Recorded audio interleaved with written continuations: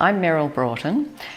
I listen to stories every day, so sharing some of those was part of what I wanted to do. I never thought I would be a doctor. I'm not really a people person. My best friend had to tell me, don't you realise you're a real nerd and nobody likes you? But I went into medical school because I had the capacity to do so.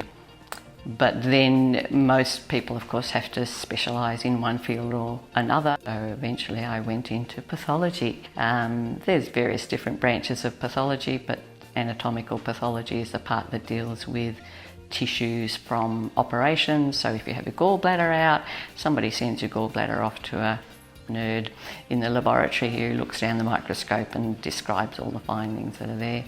And doing autopsies is part of that.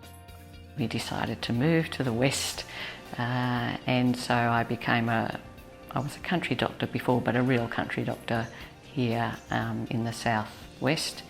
And doctors get together from time to time, well, we used to, and have meals.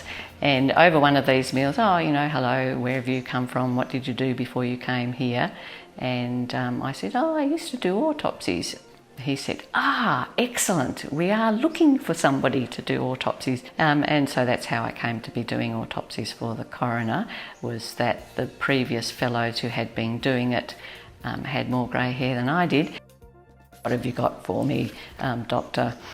After I'd been doing autopsies for a while, I was fascinated by the stories behind the cases that I was looking at, and I thought, people would find this really interesting because programs on television cover this, and they're very popular, and just about every police show now has some interesting character who they go down to the dungeon and look at and say, what have you got for me, doctor?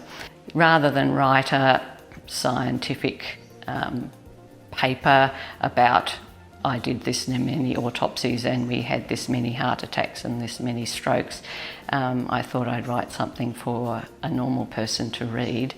Normal, whatever your definition of that would like to be.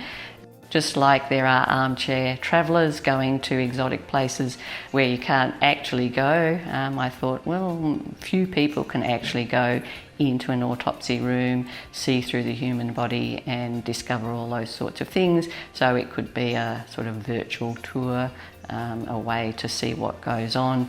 And because we all have that sort of secret desire to have a real look, see what's under the suspiciously shaped drape. It's like you really want to see, but you're a bit too embarrassed or you're afraid to.